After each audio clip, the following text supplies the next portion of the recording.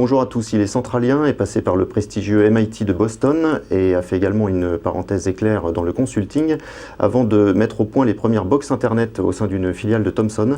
Avec un autre ingénieur, Eric Carrel, il a créé en 2008 la société WeThings qui est spécialisée dans les objets connectés dans le domaine du bien-être et de la santé. Bonjour Cédric Hutchings. Bonjour.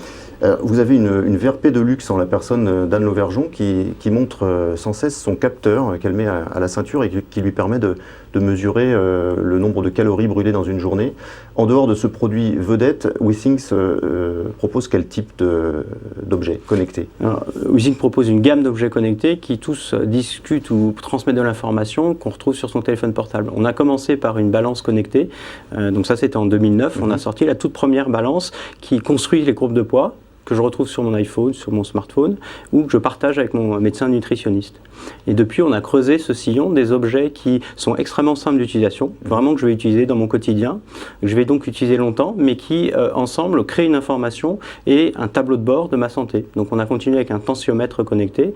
Vous avez mentionné le Pulse, qui est un tracker d'activité qui va mesurer très précisément mon activité physique tout au long des journées et surtout m'aider et me motiver à en faire un petit peu plus. La grande idée derrière tous ces objets, c'est je mesure, donc je contrôle et j'améliore ma santé. Oui, c'est un marché vraiment qui est en train d'exploser, les objets connectés en général et ce créneau de la santé et du bien-être en particulier. Voilà, il y a deux idées. Il y a le fait qu'aujourd'hui il y a une reconnaissance assez forte que la connectivité, l'omniprésence du téléphone portable dans notre poche nous permet de revisiter des objets ou réinventer des objets qu'on connaît déjà. Ça c'est le mouvement, les objets connectés. Oui. Plus particulièrement, ce qui nous intéresse chez WeThings, c'est le domaine de la santé, du bien-être et de la santé. Parce qu'on pense que grâce à des objets, encore une fois, qui font et feront partie de notre quotidien, on peut changer la manière dont on prend en charge notre santé et la manière dont on va interagir ou être en interaction avec les médecins et ceux qui nous accompagnent demain. Donc au niveau macroéconomique, potentiellement, c'est une plus grande efficacité du système de santé.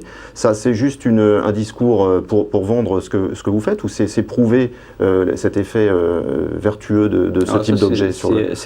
C'est la transformation vers laquelle aujourd'hui on s'inscrit. C'est la modification de la gestion de ce qu'on appelle la prévention et de la gestion des maladies chroniques. Maladies chroniques, c'est celles avec lesquelles on vit, donc espérons longtemps, les problématiques liées à l'obésité, l'hypertension artérielle, le cholestérol, le diabète. Donc des conditions dans lesquelles notre comportement, donc la manière dont on prend en charge notre santé, va impacter énormément l'évolution. Donc ça, c'est pas une vision théorique. Aujourd'hui, 75% des dépenses santé dans des pays comme les États-Unis sont orientées vers cette prévention, la gestion des maladies chroniques.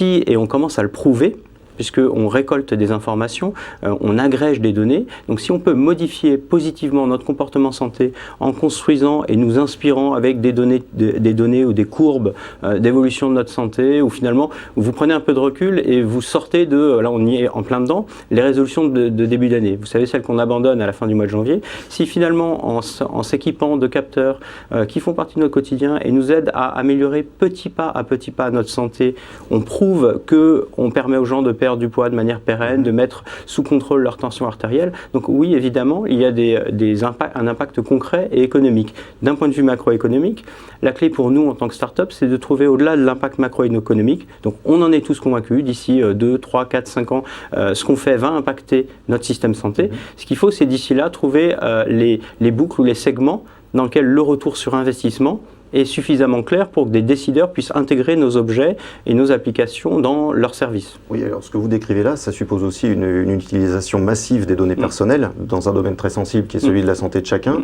On voit bien qu'aux États-Unis, on est en train de prendre cette direction. Est-ce que vous pensez qu'en France, nous sommes prêts ? Alors je pense que venant de France, la première chose qu'on a faite quand on a créé la société, c'est d'aller à la CNIL, d'expliquer ce qu'on faisait, quel type de données on allait agréger et comment on allait les utiliser. C'est toujours les deux questions qui sont importantes dans le respect de la vie privée. Donc c'est vraiment une problématique, on a grandi autour de cette problématique.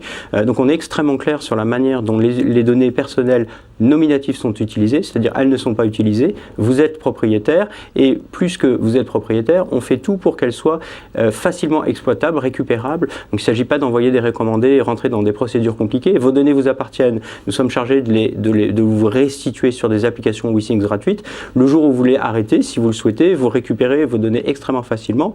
Et ce qui est encore plus intéressant, c'est qu'on permet à chacun de brancher nos objets aux services et aux applications qu'ils utilisent et qu'ils souhaitent utiliser. Donc il ne s'agit pas de maintenir fermé cet usage personnel nominatif. Première partie. La version non nominative, c'est aujourd'hui l'opportunité de créer un nouveau type de savoir santé autour de la compréhension de corrélations à grande échelle entre des tendances de poids, de tension artérielle, d'activité, et on vient de l'annoncer, de la manière de suivre et de comprendre son sommeil. Donc ces données créent effectivement un nouveau type de savoir et vont être encadrées d'une nouvelle manière. Sur ce marché des objets connectés, on vient de voir un acteur qui s'appelle Nest, qui a été racheté un peu plus de 3 milliards de dollars par Google. Est-ce que ça veut dire qu'il y a encore de la place pour des petites sociétés comme la vôtre, ou est-ce que les géants du net sont tôt ou tard appelés à jouer un rôle essentiel dans ce domaine ? Alors, je pense deux choses. La première, c'est qu'il faut regarder les verticaux, les domaines d'application. Aujourd'hui, on parle d'objets connectés. Je suis convaincu que dans 2 ans, on n'en parlera plus. Parce que, en fait, ce sera une donnée d'un certain nombre de domaines. Aujourd'hui, vous ne vous demandez pas s'il y a du Wi-Fi dans la tablette que vous considérez acheter. S'il n'y en avait pas, ça serait bizarre. Donc, je pense déjà qu'on ne parlera pas en tant que tel des objets connectés. Deuxièmement, il faut regarder donc les verticaux. Donc, on pense que la santé, encore une fois, est complètement révolutionnée avec l'arrivée de capteurs qui vont faire partie de notre quotidien. Et que oui, les frontières sont en train de bouger fortement.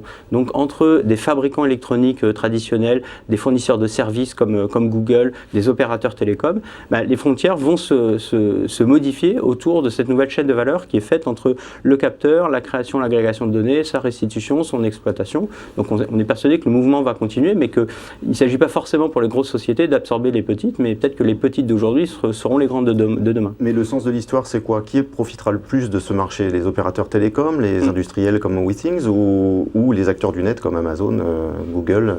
C'est une question bien sûr ouverte. Ce qui, nous, dans notre stratégie et dans ce qui est important dans notre développement, c'est que les objets que l'on développe fournissent la meilleure expérience utilisateur, parce que la garantie d'un changement périn, du fait qu'on est au-delà d'un effet de mode, c'est de faire des objets qui vont être utilisés longtemps. Parce que toute modification de comportement a un réel impact sur notre santé s'il est durable.